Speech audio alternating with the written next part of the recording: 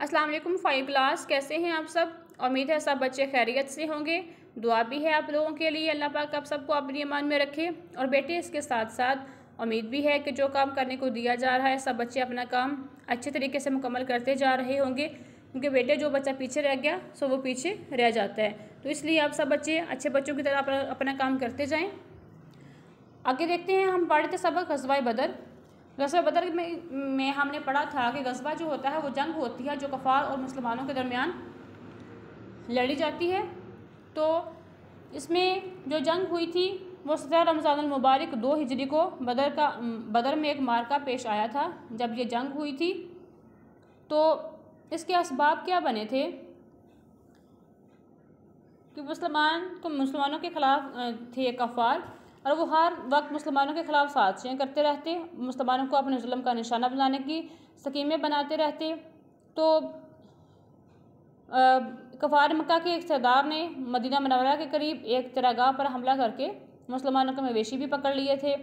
जिसके बाद जो फौरी वजह बनी थी इसके मार्के की, वह अबू सुफियान का तिजारती काफ़िला था जो वो शाम से अपना सामान लेकर वापस आ रहा था।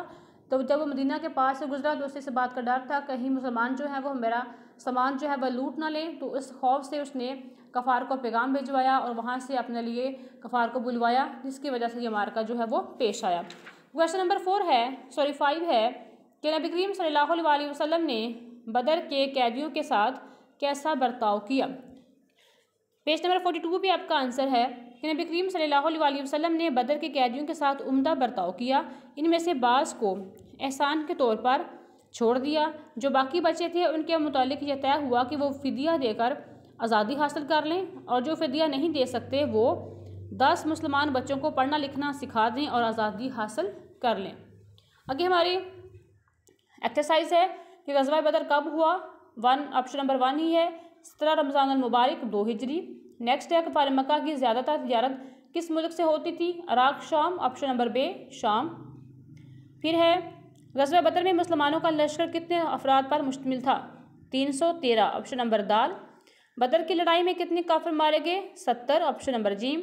2 नवंबर मुजाहिदों मुआज़ और माउस रज़ियल्लाहु तआला अन्हा ने किसको कत्ल किया। अबू जहल। ऑप्शन नंबर अलीफ। खाली जगह है हमारी कि मुसलमान कफ़ार मक्का के मज़ालिम से तंग आकर हिजरत करके डैश आ गए, मदीना आ गए। नेक्स्ट पेज, कफ़ार मक्का डैश के ख़िलाफ़ साजिशें कर रहे थे, मुसलमानों के ख़िलाफ़। शाम की तरफ जाने वाला रास्ता डैश के करीब से गुजरता था, मदीना मुनव्वरा के। मुसलमानों के लश्कर में डैश मुहाजिरीन थे 82। फ़तह हमेशा डैश की होती है, हक़ की। अगर गलत दुरुस्त हैं कि यहूदियों ने मुसलमानों को ज़ुल्म सितम का निशाना बनाया था, क्रॉस, क्योंकि कफ़ार ने बनाया था, यहूदियों ने नहीं। कफ़ार मक्का की मुआशरत का इन्हिसार खेती बाड़ी पर था, क्रॉस, क्योंकि तिजारत पर था। ग़ज़वा बदर में कफ़ार मक्का का गरूर खाक में मिल गया, ठीक।